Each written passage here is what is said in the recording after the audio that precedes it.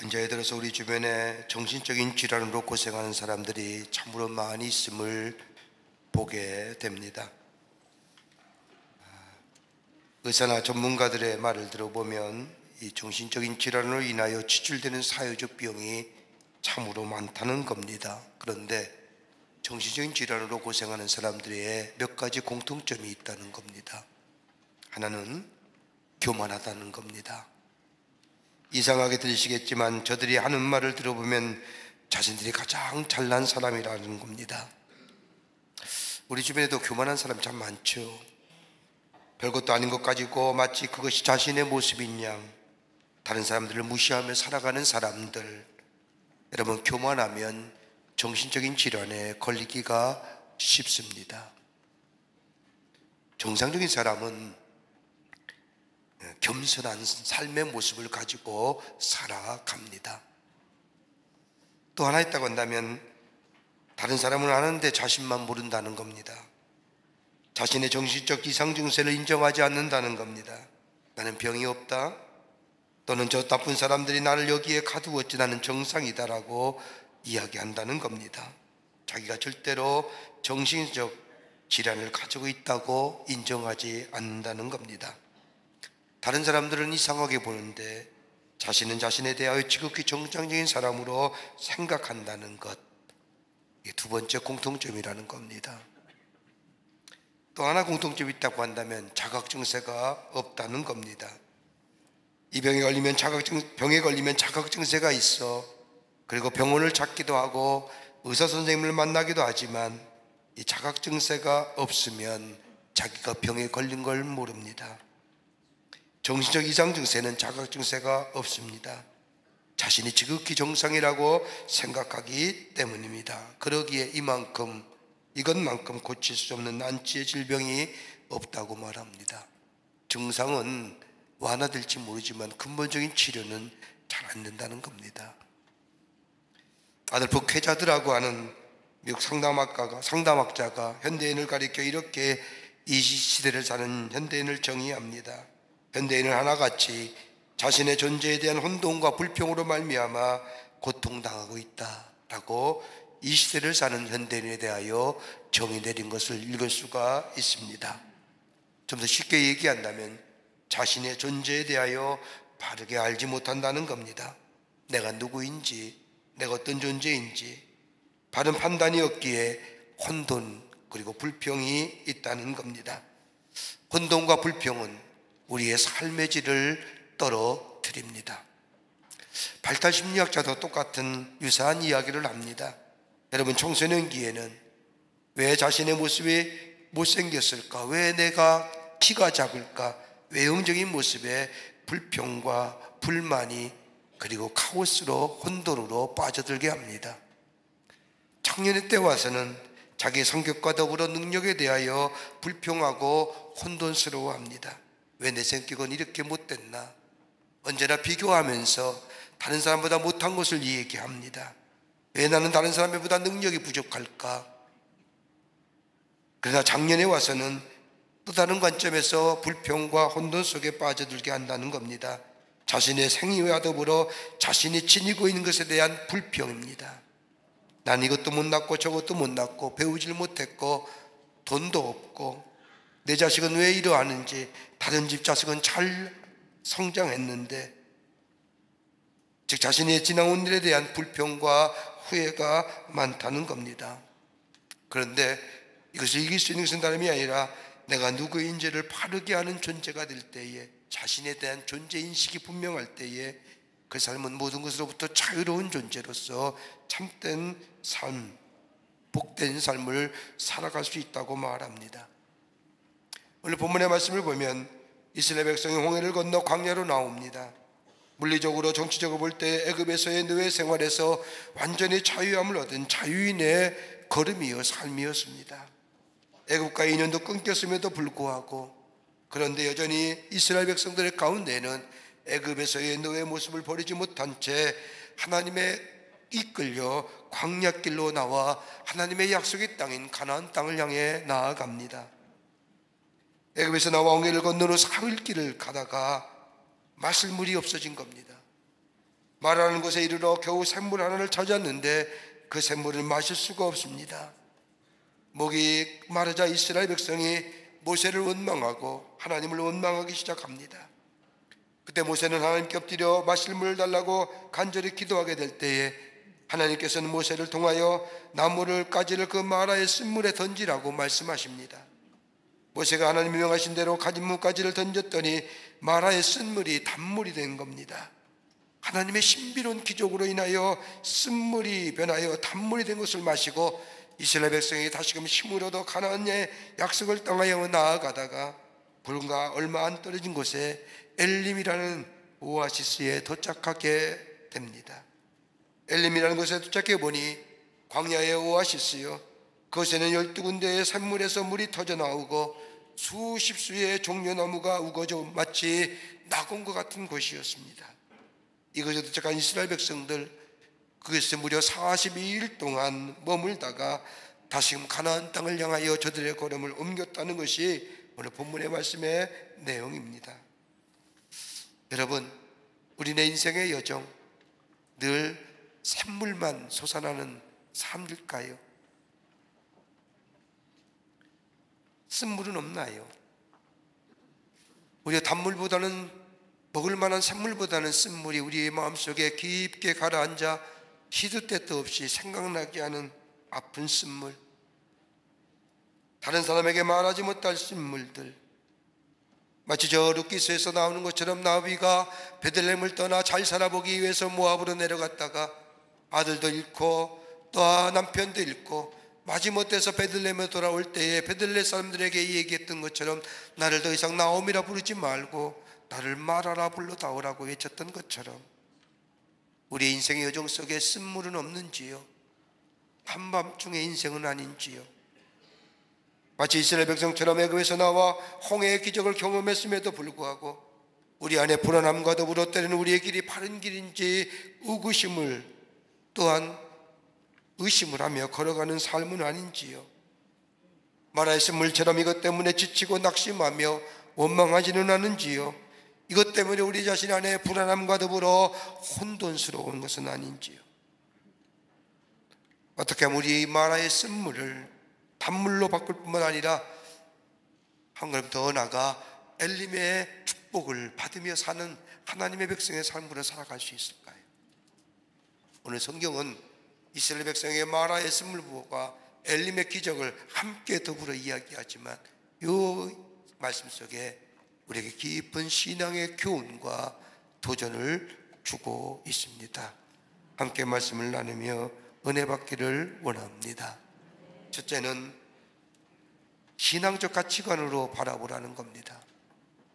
우리의 삶의 마라의 쓴물, 한밤중의 인생의 여정의 삶, 남들은 다 쉬는데 깨어있는 밤중의 인생, 우리는 그것을 그냥 그 현장만, 현실만으로 받아들이는 것이 아니라 신앙적 가치관으로 바라보라는 겁니다. 오늘 22절과 24절의 말씀을 보면 이스라엘 백성이 애굽에서 나와 홍해의 기적을 경험한 지 얼마 안 되었을 때 일입니다. 홍해를 윽지같이 건너게 하신 하나님의 놀라운 역사, 여러분 이거 보통 일일까요? 여러분 영화 보셨는지 모르지만 모세의 10개 같은 영화 보십시오. 여러분 그 바다가 갈라져서 그 소용돌이 치는데 길이나 이스라엘 백성이 걸어가는 장면, 여러분 그냥 압도되지 않습니까? 조금만 눈을 들어도 그 광활한 물결에 광폭한 힘 같은 그 가운데 육지를 놓으셔서 걸어가는 이스라엘 백성, 여러분 이게 보통 일일까요? 창조 되시는 하나님만이 하실 수 있는 일입니다. 이 놀라운 일을 경험하고 나서 이스라엘 백성이 무엇을 했습니까? 그 다음 말씀을 보면 하나님을 찬양하며 하나님을 감사하며 춤추며 하나님 앞에 영광을 돌렸다고 성경은 기록합니다. 그런데 그 홍해를 건넌 지 3일 만입니다. 여러분 한번 생각해 보시오. 그 여운이 안 남았겠습니까? 그 놀라운 역사들, 뒤에는 애굽의 군사들이, 앞에는 홍해가 가라앉았을 때에 홍해를 갈라지게 했던 하나님의 놀라운 역사, 그리고 그것을 땅같이 육지같이 건넜던 그 놀라운 일이 있은 지 3일 만에 마라라는 곳에 와서 더욱기도 하겠지만 먹을 물이 없다고 불평하는 이스라엘 백성들, 모세를 원망하고 하나님을 원망합니다. 왜 그랬을까요? 다름 아닌 이스라엘 백성의 마음속에는 자신도 모르는 사이 깊은 마음의 한바닥에 원한이라는 것이 자리 잡고 있었습니다. 착취당하고 억압당했던 애굽에서의 노예 생활로 익숙했던 이스라엘 백성들, 노예로 살았기에 저들은 마음 깊은 곳에 원망과 원한이라는 것이 자리 잡고 있었습니다. 자유인이 되었지만 하나님의 은혜를 입고 출애굽하여 홍해를 강과 바다, 홍해를 육지같이 건넜지만은, 그래서 하나님 앞에 찬양하며 경배했지만은 삶의 자리에서 어려움과 문제가 생기면 원망하고 불평하며 다른 사람에게 그 책임을 전가시키려는 노예의 습성. 아직도 저들의 마음속에 이런 것이 남아있기 때문입니다. 이걸 가리켜서 불평적 무책임성이라고 말할 수 있을 겁니다. 아무런 책임지려 하지 아니하고 불평과 원망을 다른 사람에게 전가하는 겁니다. 여러분, 이런 사람들의 특징은 뭐냐? 지극히 현재 지향적이라는 겁니다. 지금 좋으면 좋은 겁니다. 지금 좋으면 하나님의 은혜가 내게 임하는 것 같고, 내가 좀 불편하고 어려우면 하나님 날 사랑하지 않는 것처럼 생각하는 것. 과거의 것들, 과거에 경험했던 하나님의 놀라운 능력이나 은혜 잊어버리고 지금의 것만 바라보며 불평하고 원망했던 이스라엘 백성의 모습, 지금 우리가 사는 삶의 모습은 아닌지요. 문제가 해결되면 참 기쁘고 감사하며 하나님 앞에 영광을 돌리며 하나님의 은혜이지, 근데 얼마 지나지 않으면 또 다른 문제가 우리의 삶에 문제의 연속이듯이 다른 문제가 우리에게 찾아오면 하나님을 잊어버리며 베푸신 은혜를 잊어버리며 과거에 경험했던 그 놀라운 하나님의 사랑과 역사하심을 잊어버리며 사는, 그래서 원망하고 불평하며 원한의 자리에 다른 사람에게 그 원망과 원한을 전가시키는 우리의 삶의 모습은 아닌지요. 예수님의 공생의 사역을 보면 참으로 드라마틱한 사건들이 많이 나옵니다. 그 가운데 가장 드라마틱한 사건이라고 한다면 오병이의 기적일 겁니다. 광야에 5,000명이 모였습니다. 예수님이 하나님의 말씀을 얼마나 재밌게 전하는지 수천 명이 예수님의 말씀을 듣느라고 때를 잊어버렸습니다. 때가 됐음을 알게 된 예수님은 제자들에게 먹을 것을 주라 했는데 없는 겁니다. 안드레가 저 어린 소자가 데려가지고 온 도시락 하나를 가지고 옵니다. 그 안에 보리떡 5개와 물고기 2마리가 있습니다. 그것 가지고 예수님이 기도하신 후에 5,000명에게 나누어 주고 12광주가 남는 놀라운 기적의 역사를 베풀지 않습니까? 얼마나 놀랐겠습니까? 한번 생각해 보십시오. 달라는 대로 다 줬을 거 아닙니까? 더 달라면 더 줬을 겁니다. 그럼에도 불구하고 12광주리가 남은 겁니다. 그리고 그 다음날 아침에 배를 타고 갈릴리 바다를 건너가시는데 제자들이 배 안에서 다툼이 일어나는 겁니다. 그 다툼의 이유를 가만히 보니까 빵이 없다는 겁니다. 이 모습을 본 예수님께서 제자들을 책망하시기를 5,000명을 먹이고 얼마나 남았더냐? 아직 깨닫지도 못하느냐? 어찌하여 빵이 없음을 원망하느냐? 빵이 없음을 인하여 불평하느냐라고 책망하십니다. 이 말씀 속에는 아무것도 없는 광야에서 5,000명을 먹이신 내가 있는데 왜 너희는 빵이 없다고 불평하며 원망하고 서로 다투냐는 겁니다. 어제만 해도 놀라운 기적을 경험했던 삶, 오늘 현재의 그 은혜가 내 속에 남아있지 아니하니, 경험되어지지 아니하니, 다른 말로 해석한다면 내 안에 은혜가 재해석이 되지 아니하니, 내가 지금 없는 거와 내가 부족한 거와 내가 남보다 못한 것에 대해서 더 마음 쓰이고 더 눈이 가고, 그래서 내 마음속에 원망과 불평과 그리고 혼돈 가운데 사는 우리의 삶, 여러분, 내게 베푸신 하나님의 일을 지금의 삶 속에 해석하여 적용할 수만 있다. 지금의 어려움은 얼마든지 이겨나갈 수 있으리라 믿습니다. 안 그렇습니까? 이스라엘 백성은 하나님의 베푸신 은혜를 까마득 크게 잃어버렸습니다. 그것도 3일 전입니다. 홍해를 육지같이 건넜던 사건들, 놀라운 일이지요. 그런데 이스라엘 백성이 잊어버리고 지금의 없는 것과 지금의 부족한 것, 하나님이 채우시고 인도하신 것은 잊어버리고 없는 것과 부족한 것에 대하여 원망하고 불명했던 저들의 삶, 그러기에 하나님의 약속을 까마득하게 잊어버린 거지. 1929년 미국의 경제대회 공황에서 있었던 일입니다. 공장과 은행이 다 경제공황으로 인하여 문을 닫고 모든 산업이 마비되었습니다. 더 이상 경제가 살아날 기미가 보이지 않자 많은 기업주들은 잇따라 파산을 신청합니다. 이때 라스코라고 하는 청년이 투자했던 돈을 다 찾아가지고 모든 사람이 어렵다 할 때에 이 라스코는 맨하탄에 땅을 삽니다. 그리고 건물을 짓기 시작을 합니다. 지금이 어느 때인데 그런 무모한 짓을 하느냐 하면서 많은 사람들이 그를 보고 비웃었습니다. 하지만 이 라스코는 다른 사람들의 원망과 불평과 부정적 시간에 조금 더 개의치 않았습니다. 그리고 건물을 점점점 올리기 시작합니다. 경제공황으로 인하여 모든 사람이 절망과 좌절감에 실패감에 젖어들었을 때에 그는 그 당시 가장 세계에서 높은 102층의 엠파이어 스테이트 빌딩을 건축합니다. 그리고 엠파이어 스테이트 빌딩이 세워지면서 미국의 경기가 회복되기 시작을 했습니다. 지금은 그 건물에 무려 3만 명이 넘는 입주의 사람들이 사무실에 있고 연간 2천만 명이 넘는 뉴욕을 방문한 관광객들이 그 엠파이어 스테이트 빌딩을 돌아보고 올라가는 유명한 빌딩이 되었습니다.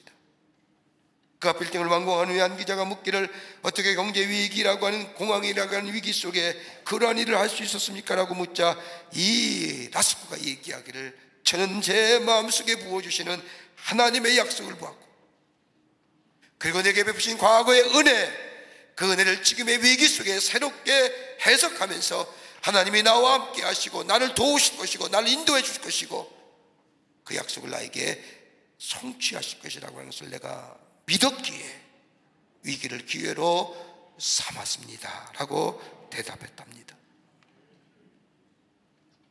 라마의 썰물 같은 우리의 인생의 여정, 한 번만 그치는 것이 아니라 계속해서 우리 가운데 다가오는 아픈, 어려움, 걱정, 염려. 여러분 지난날에 내게 베푸신 하나님 은혜를 한번 생각해 보십시오. 그 은혜가 아니었더라면 오늘 이 자리에 왔을지요.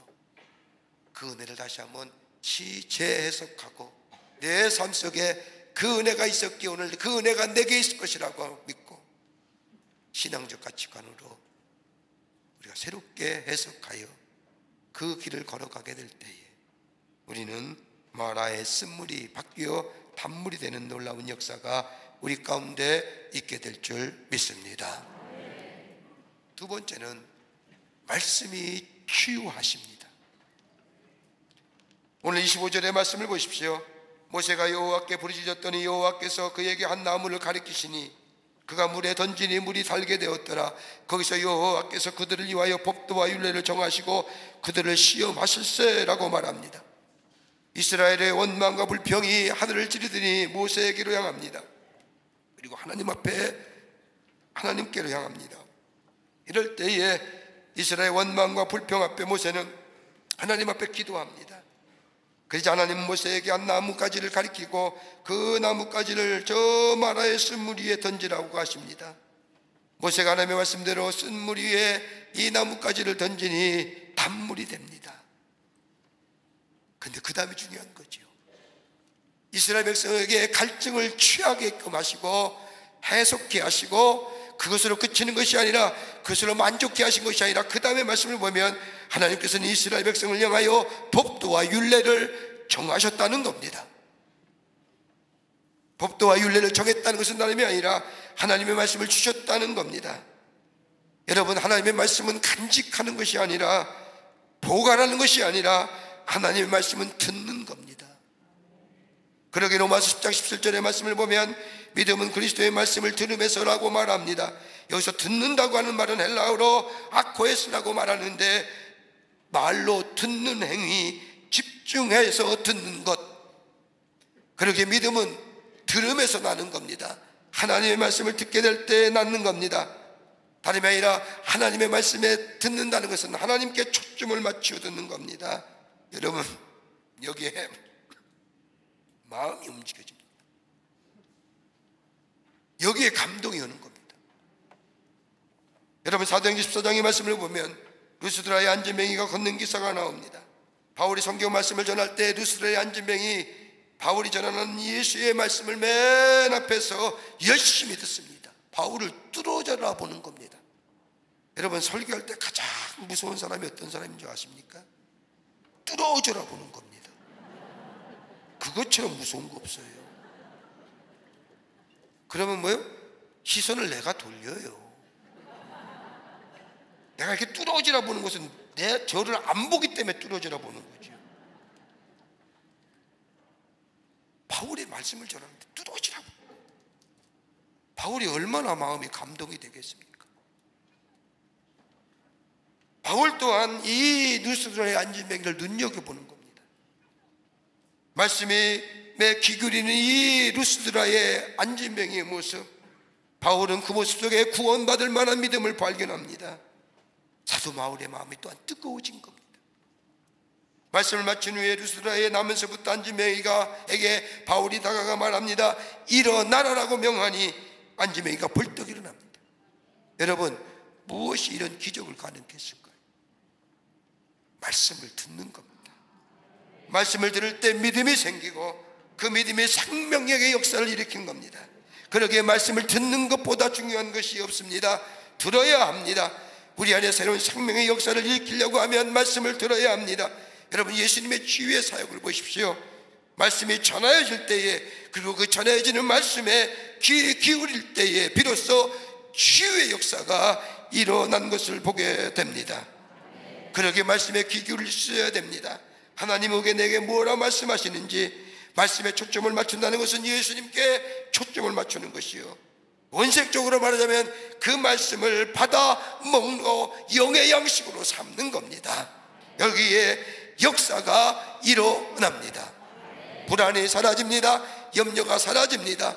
하나님 말씀이 들어와 저 요셉에게 얘기한 것처럼 두려워 말고 놀라지 말라, 내가 너와 함께함이라. 삶의 미래 불확실성에 저 루스 광야에서 돌베개를 베고 잠을 청했던 야곱에게 내가 너와 함께함이라, 내가 너에게 약속한 것을 다 이루기까지 내가 너를 떠나지 아니라고 하는 그 약속의 말씀이 들려오게 될 때에 여호수아는 장막에서 나오게 되었고, 이 야곱은 그 자리에서 단을 쌓아 하나님 앞에 예배하며 하나님이 나의 하나님이 되십니다라고 고백했던 그 놀라운 생명의 역사가 말씀을 들을 때에 우리 가운데 있어지게 됩니다. 이게 발전되면요, 믿음이 성장하는 겁니다.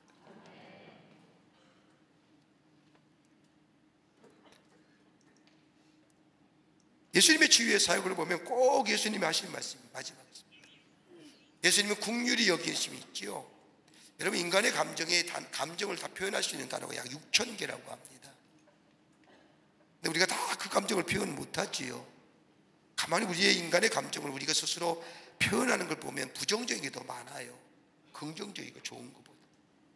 그런데 예수님의 행하신 귀한 것 가운데 도드라지게 가장 많이 느꼈던 감정이 뭐냐면요, 긍휼하심이에요. 긍휼히 여기셨더라. 그것으로 끝나는 것이 아니라 그래서 저들에게 말씀하셨더라. 근데 그 다음에 하시며 그 말씀을 듣는 자가 그대로 되더라 라는 겁니다. 들었을 때에 역사가 일어납니다. 그러기에 내 믿음대로 될지어다, 우리 주님이 말씀하신 겁니다. 오늘도 우리에게 말씀하시는 주의 음성 듣게 될 때에 내 안에 저 마라의 쓴물이 단물로 변해질 뿐만 아니라 우리 안에 새로운 창조의 역사, 새로운 생명의 역사를 경험하는 놀라운 역사, 은혜가 우리 가운데 있게 될 줄 믿습니다. 끝으로 말씀을 듣는 것도 중요하지만 하나님의 말씀 따라 순종하며 살 때에 마라의 쓴물이 단물이 됩니다. 마라를 넘어 엘림의 축복을 경험하게 된다는 겁니다. 26절의 말씀을 보십시오. 이르시되 너희가 너희 하나님 나 여호와의 말을 듣고 순종하고 내가 보기에 의를 행하며 내 계명에 귀를 기울이며 내 모든 규례를 지키면 내가 애굽 사람에게 내린 모든 질병 중 하나도 너희에게 내리지 아니하시리니 나는 너희를 치료하시는 여호와임이라. 우리가 믿는 하나님이 당신을 소개하시기를 나는 치료하는 하나님이라 여호와 라파라고 얘기하면서 몇 가지의 너희의 삶 속에 이 치유의 역사가 일으키기 위해서는 몇 가지가 필요하다고 얘기합니다. 하나는 말씀을 듣고 순종하며 의를 행하며 계명에 귀 기울이며. 여러분, 이 말씀, 이 하나님의 말씀이 신약 성서에 와서 예수님이 뭐라고 말씀하시느냐? 마태복음 22장 37절부터 40절의 말씀을 보면 내 마음을 다하고 목숨을 다하고 뜻을 다하여 주 너희 하나님을 사랑하라 하셨으니 이것이 첫째 되는 계명이에요. 둘째도 그와 같으니 내 이웃을 내 자신과 같이 사랑하라 하셨으니 이 두 계명이 율법과 선지자의 강령이니라 하시네. 다른 말로 말하면 하나님을 경배하고 이웃을 내 몸과 같이 사랑하는 것. 다른 사람을 향하여 같이 아파하고 같이 슬퍼할 줄 아는 자, 기뻐하며 함께 기뻐할 줄 아는 자. 그럴 때에 오늘 여기 말씀을 보면 내 모든 길에 하나님을 경외하며 내 이웃을 내 몸과 같이 사랑하는 자가 될 때에 우리 하나님은 여호와 라파의 하나님이 되어주신다는 겁니다. 치유하시는 하나님의 말씀에 귀 기울이며 순종하게 될 때 온전히 구원의 역사가 일어난다는 겁니다. 여러분, 시편 119편 9절의 말씀을 보면 청년이 무엇으로 그 행실을 깨끗게 하리이까 말하면서 주의 말씀을 따라 삼갈 것이니라고 말합니다. 우리 행실이 어떻게 깨끗해져요? 다른 것으로 깨끗해질 수 없다는 겁니다. 다름이 아니라 하나님의 말씀에 순종하게 될 때에 진리를 알지니 진리가 너희를 자유케 한다는 말씀처럼 하나님의 말씀에 따라 순종하게 될 때에 나도 모르는 사이에 내 안에 일어나는 육신의 정욕과 안목의 정욕과 이기적이며 욕심적인 것들이 더 나아가 나의 교만한 마음을 다스릴 수 있다는 겁니다. 그러게 유명한 기독교 변증학자였던 영국의 C.S. 루이스는 말하기를 순종하는 것이 모든 것을 여는 열쇠이다라고 얘기합니다. 하나님의 말씀에 순종하는 자, 듣는 것으로 그치는 것이 아니라 믿음대로 될지어다 예 아멘하고 나아가 순종하는 자에게 하나님은 축복의 문을 여시고 치유시키시고 회복의 역사가 일어난다는 겁니다. 1789년 저 어느 봄날에 저 남태평양 뉴질랜드부터 약 6,000km 떨어진 피트케언이라고 하는 섬이 있습니다. 이 섬은 영국의 식민지입니다. 이 케언심은 완벽한 고도로서 한번 들어가면 나오기가 쉽지 않은 섬입니다. 그런데 1789년에 선장반란을 일으켰던 영국의 바운티남의 이 선원들을, 반란 일으킨 선원들을 다 한 배에 심어다가 이 섬에, 저 케언섬에 들여보냅니다. 그리고 이 선장반란을 일으킨 사람들이 이곳에 정착하여 원주민 폴리네시안 여인들을 아내로 삼고 그리고 폴리네시안 사람들을 노예로 삼고 사합니다. 잘만 살면 안정된 사회를 이룰 수 있었는데 그들은 폭력과 알코올 중독에 소굴로 만들어버리고 말았습니다. 이로 인하여 이 케언섬이 무법천지가 되고 맙니다. 딱 10년 만에. 그리고 그들 모두가 다 질병과 폭력으로 죽고 맙니다. 근데 그 가운데 반란을 일으켰던 사람 가운데 한 명인 알렉산더 스미스라는 사람이 삽니다. 그는 그 유배를 가면서 주머니에 넣었던 성경 한 권 소중히 여기며 그 성경을 그 케언섬에서 읽기 시작합니다. 나중에 간증하기를 예수님을 영접하고 나니 내 마음의 문이 활짝 열렸습니다. 하나님이 회개하는 자들에게 사랑과 긍휼의 아버지가 되어주신다는 사실을 확신하고 나니 그분의 임재가 실제로 느껴졌습니다. 그리고 그분의 인도하심이 더 확실하게 내 삶 가운데 임하여짐을 보게 되었습니다 라고 간증합니다. 이 알렉산더 스미스는 그 섬에 있는 원주민들에게 성경을 가르칩니다. 그리고 말씀을 예전적으로 순종하는 삶을 살아가게 합니다. 그런 후 약 10여 년이 넘게 지난 1808년에 저 영국 해군이 이 케언섬에 도착했을 때에 그 섬은 질서가 있었고 예절이 있었고 서로 섬기는 섬으로 변해 있었던 겁니다. 이로 인하여 선상반란을 일으키는 이 알렉산더 스미스는 사면을 받고 19세기 와서는 옥스퍼드 잉글리시 딕셔너리에 이 피트케언이라는 단어가 뭐라고 쓰느냐? 의미를 경건이라. 하이어티즘이랑 같은 단어로 쓰여졌다. 말씀을 따라 순종하며 살아가는 삶, 거기에 우리의 심령의 아픔과 더불어 불평과 원망을 치료하실 뿐만 아니라 마라의 쓴물을 단물로 바꾸실 뿐만 아니라 엘림의 축복 주신다. 여러분, 이 얼마나 놀라운 은혜입니까? 내 인생의 여정에 마라의 쓴물 같은 것이 있다 할지라도, 내 인생의 여정에 남들은 다 편히 쉼을 갖는데 나는 인생의 여정이 한밤중이라, 고난과 역경과 어려움이 있다 할지라도 지난날에 베푸신 하나님의 은혜를 기억하면서 이것을 통하여 베푸신 하나님의 은혜가 어떤 것일까 신앙적 가치관으로 은혜의 재해석을 통하여 들려오는 하나님의 말씀을 따라 순종하며 행하는 삶이 될 때에 우리는 엘림에서의 마라에서의 쓴물이 단물로 바뀌어지는 그것으로 그치는 것이 아니라 이스라엘 백성이 42일 동안 엘림에서 12군데의 산물이 터져나오며 수많은 종려나무가 있으며 그 안에서 열매를 맺는 하늘의 축복을 경험했던 것처럼 우리 인생에도 그 놀라운 축복이 임하게 될 줄 믿습니다. 이런 믿음의 경주를 걸어가시는 여러분과 저와 되시기를 주의 이름으로 축원합니다. 하나님 감사합니다. 저희를 주께서 사랑해 주셔서 하나님의 백성 삼으심에 감사합니다. 우리 인생의 여정에 마라의 쓴물 같은 우리의 인생의 여정이 있다 할지라도, 인생의 한밤중 같은 삶이라 할지라도 원망하고 불평하며 다른 사람에게 책임을 전가하는 것이 아니라 내게 베푸신 하나님의 은혜를 재해석하게 하시고 들려오는 주의 말씀 따라 순종하며 살아가는 자 되게 하여 주셔서 우리 안에 치유와 회복의 역사를 통하여 더 나아가 엘림의 축복을 누리며 사는 복된 하나님 나라의 백성이 되게 하여 주시옵소서. 성령이 도우실 줄 믿으며 예수님의 이름으로 기도하옵나이다. 아멘.